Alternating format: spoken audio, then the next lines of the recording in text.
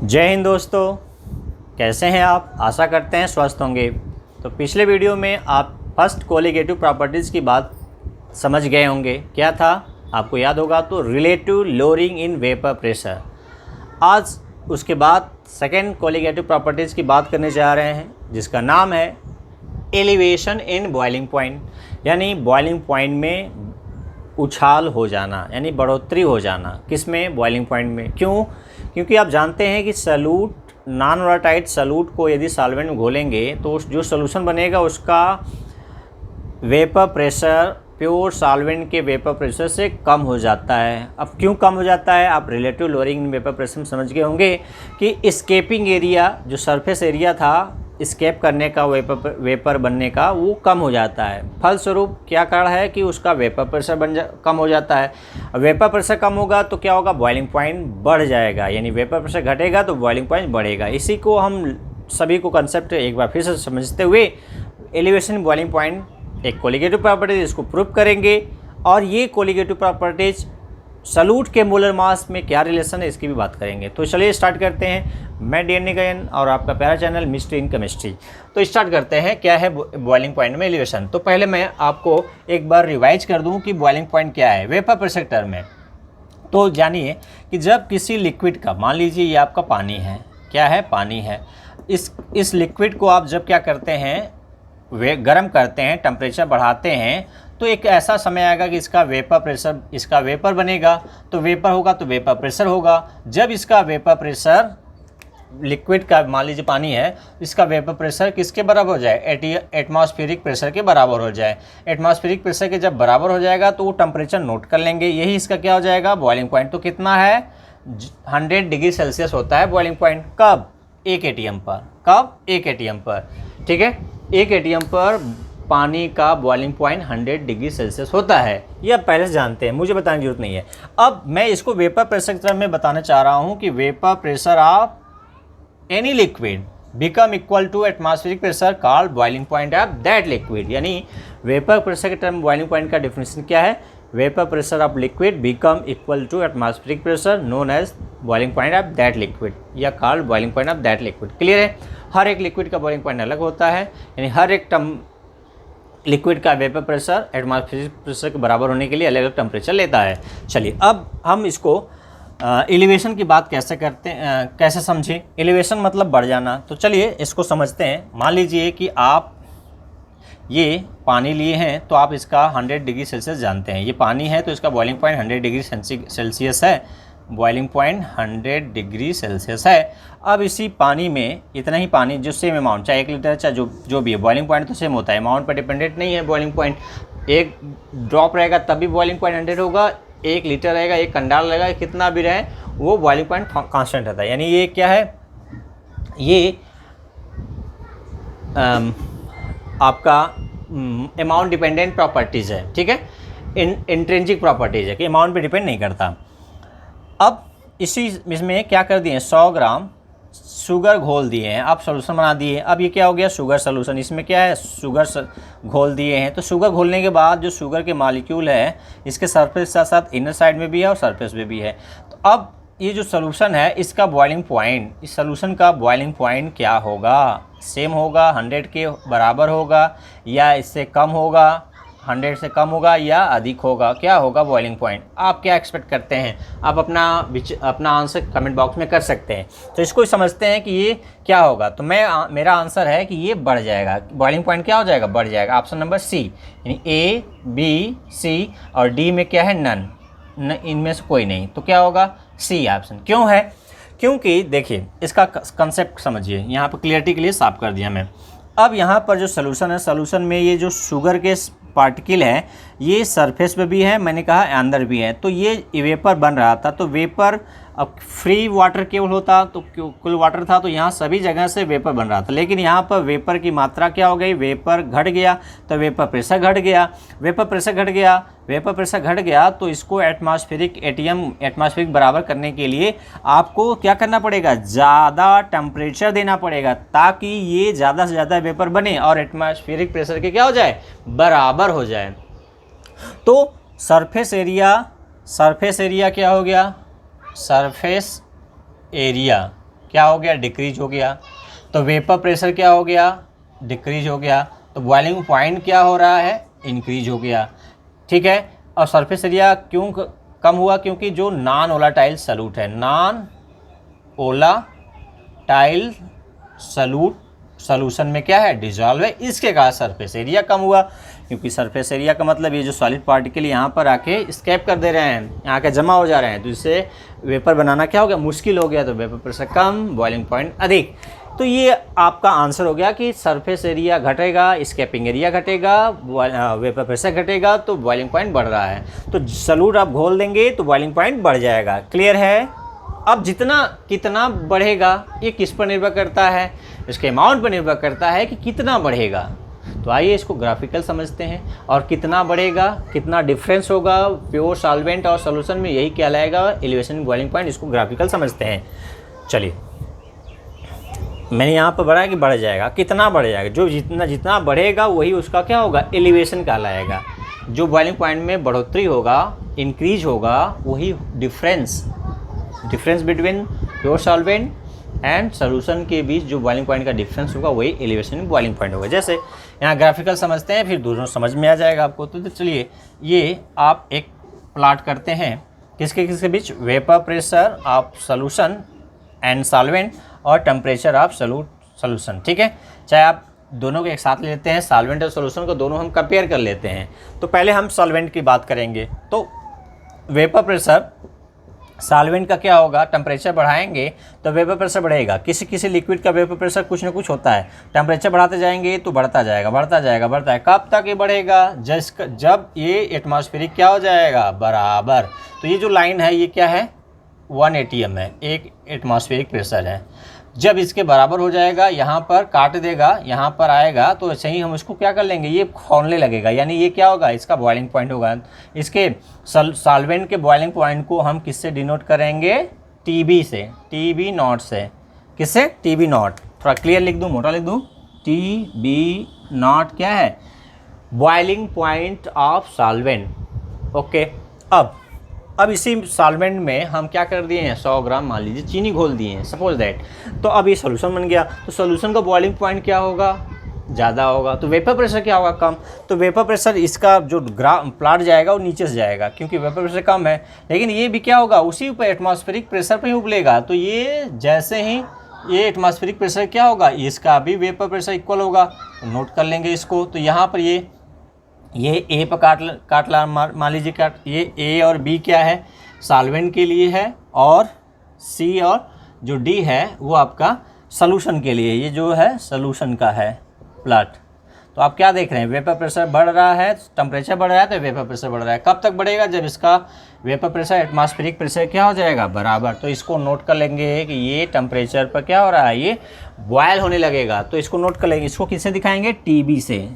अब ये कितना बढ़ गया भाई, मान लीजिए पानी का 100 था, तो 100 ग्राम घोलने पर कितना बढ़ गया, मान लीजिए 2 सेंटीग्रेड बढ़ गया। कितना, 2 सेंटीग्रेड, यानी 102 हो गया। तो इसको TB से दिखाएंगे कितना डिफरेंस हुआ। तो इसको डिफरेंस के लिए डेल्टा TB यूज कर रहे हैं, यानी यही जो है डिफरेंस, यानी बॉइलिंग पॉइंट ऑफ सॉल्यूशन ज़्यादा है और सॉल्वेंट का कम है। ठीक है। तो कितना डिफरेंस आया, इसी को डिफरेंस को हम क्या नाम देते हैं, इसी डिफरेंस को बोलते हैं एलिवेशन इन बॉइलिंग पॉइंट। यहाँ पर क्लियर के फिर से लिख दें कि जो डिफरेंस है, ये डिफरेंस ही क्या कहलाएगा, एलिवेशन इन बॉइलिंग पॉइंट। तो ये किसके बराबर होगा, boiling point of solution minus boiling point of solvent के डिफरेंस का ही को ही क्या बोलते हैं, एलिवेशन इन बॉइलिंग पॉइंट। यानी जो सॉल्यूशन का बॉइलिंग पॉइंट है और सॉल्वेंट का बॉइलिंग पॉइंट है, दोनों का डिफरेंस जो आएगा उसे क्या बोलते हैं, एलिवेशन इन बॉइलिंग पॉइंट। मान लीजिए कि इसका कितना था, 100 डिग्री सेंटीग्रेड था, 100 ग्राम घुलने पर, चीनी घुलने पर 102 हो गया। तो 102 में से 100 घटाएंगे तो क्या आ गया, 2 सेंटीग्रेड एलिवेशन बॉइलिंग पॉइंट होगा। ठीक है। अब क्लियर हो गया कि एलिवेशन बॉइलिंग पॉइंट क्या होता है। चलिए, अब एलिवेशन बॉइलिंग पॉइंट एक कोलिगेटिव प्रॉपर्टीज़ है।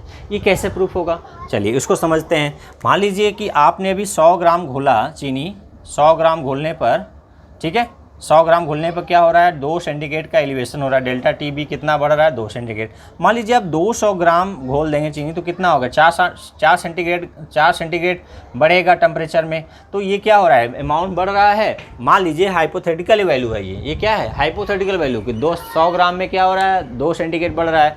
यदि आप 200 ग्राम घोल दिए तो हो सकता है कि 1.5 सेंटीग्रेड बढ़े, हो सकता है 2.5 सेंटीग्रेड बढ़े, लेकिन मैं हाइपोथेटिकली मैं इसका दुगुना कर दिया, दुगुना वैल्यू, दुगुना मास, दुगुना टेम्परेचर कर दिया। हाइपोथेटिकल ले रहा हूँ, एक्सपेरिमेंटली इसका कुछ अलग हो सकता है, फ्रैक्शन में हो सकता है, 102.5 हो सकता है, कुछ भी हो सकता है।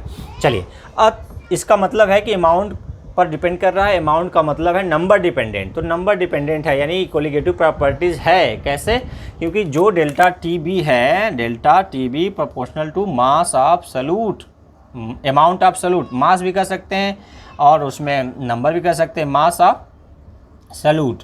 ठीक है, तो मास को हम नंबर में एक्सप्रेस कर सकते हैं, नंबर डिपेंडेंट है।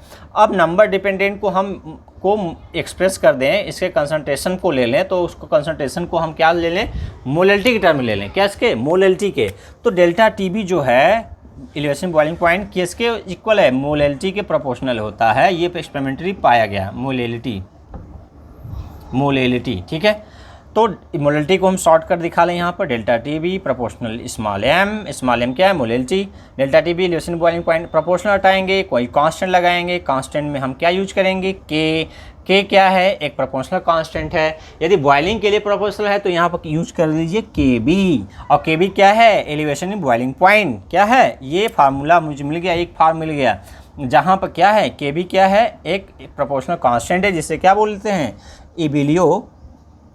Ebullioscopic constant. ठीक है, स्कोपिक कांस्टेंट, ये जानते रहिए कि ये कांस्टेंट का क्या स्पेसिफिक नाम है, इबिलियोस्कोपिक कांस्टेंट। जैसे गैस कांस्टेंट है, यूनिवर्सल कांस्टेंट है, उस तरह से इबिलियोस्कोपिक कांस्टेंट है, या इसको कर सकते हैं elevation in boiling point constant. ठीक है, चलिए, अब इसका यूनिट आपसे कभी कभी पूछ लेता है एक नंबर में, तो क्या बताएंगे, यहाँ ट्रांसफ़र कर दीजिए, delta T B upon M का मोलैलिटी है, मोलैलिटी जानते ही हैं, टी बी का क्या होगा, केल्विन, और मोलैलिटी क्या होता है, मोल किलोग्राम इनवर्स। तो ऊपर ले जाएंगे तो क्या हो जाएगा, केल्विन, मोल और केजी, केल्विन मोल इनवर्स हो जाएगा, ऊपर आएगा तो ये प्लस हो जाएगा। ठीक है, ये आपका यूनिट हो गया। कभी कभी इसका डिफिनीशन पूछ लेता है कि इबिलियोस्कोपिक कांस्टेंट को आप कैसे डिफाइन कर सकते हैं, या उसका डिफिनीशन लिखिए। तो आप डिफिनीशन के लिए क्या करेंगे, इसका यूनिट तो समझ गए यहाँ से ट्रांसफ़र करके। अब इसका डिफिनीशन के लिए यहाँ पर क्या कर दीजिए, मोलैलिटी को यूनिट कर लीजिए, यहाँ पर क्या कर लीजिए, 1 कर लीजिए, तो क्या मिल जाएगा, delta T B equal to क्या हो गया, के बी, यानी उस सॉल्यूशन का elevation in boiling point ebullioscopic constant कहलाता है जिस सॉल्यूशन का मोलैलिटी 1 हो, यूनिटी हो, यानी यूनिटी 1 मोलर सॉल्यूशन का एलिवेशन इन बॉइलिंग पॉइंट ही इबिलियोस्कोपिक कांस्टेंट कहलाता है। क्लियर है, यदि एक ले लें तो ये आपको समझ में आ गया कि यह एक कोलिगेटिव प्रॉपर्टीज़ है, यह मोलैलिटी पर यानी number of moles per depend करता है। क्लियर है, अब ये जो कोलिगेटिव प्रॉपर्टीज़ है, ये सॉल्यूट के मोलर मास के बीच क्या रिलेशन इसमें होता है, इसकी बात करेंगे, जिस पर न्यूमेरिकल आता है। तो आइए बात करते हैं जो सॉल्यूट के मोलर मास और जो एलिवेशन बॉइलिंग पॉइंट यानी एक कोलिगेटिव प्रॉपर्टीज है, उसके बीच क्या रिलेशन है, उस पर न्यूमेरिकल कैसे पूछे जाते हैं, और उस पर हम उसका पहले फार्मूला समझ लें, मैथमेटिकल एक्सप्रेशन समझ लें। तो हमें इसको याद रखना है कि ये क्या होता है। ठीक है, ये 2 चीज़ को याद रखना है कि ये एलिवेशन बॉइलिंग पॉइंट कैसे निकालते हैं। एलिवेशन बॉइलिंग पॉइंट और मोलैलिटी में ये रिलेशन होता है, क्या होता है, delta T B equal to K B, ये। ठीक है, अब इस इक्वेशन से हम क्या कर सकते हैं, मोलर मास ऑफ सॉल्यूट और ebullioscopic constant elevation boiling point के बीच रिलेशन जान सकते हैं। कैसे, देखिए, ये मोलैलिटी क्या है, मोलैलिटी होता है number of moles upon weight of solvent in KG, ये केजी में होता है, ये होता है। ठीक है, अब मोल्स क्या होता है, weight of solute upon molar mass of solute into weight of solvent in KG.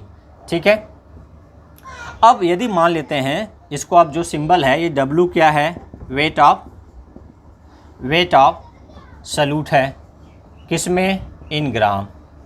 ठीक है, और W कैपिटल W क्या है, weight of weight of solvent. मान लीजिए ग्राम में है, यदि ये ग्राम में है तब ये केजी में बदलने के लिए क्या करेंगे, 1000 से क्या करेंगे, डिवाइड करेंगे। यहाँ पर हमने केजी लिखा था, यदि ग्राम में ले रहे हैं तो क्या करेंगे, 1000 से डिवाइड करेंगे। चलिए हम यहाँ पर 1000 से डिवाइड कर दे रहे हैं यदि ग्राम में है तो।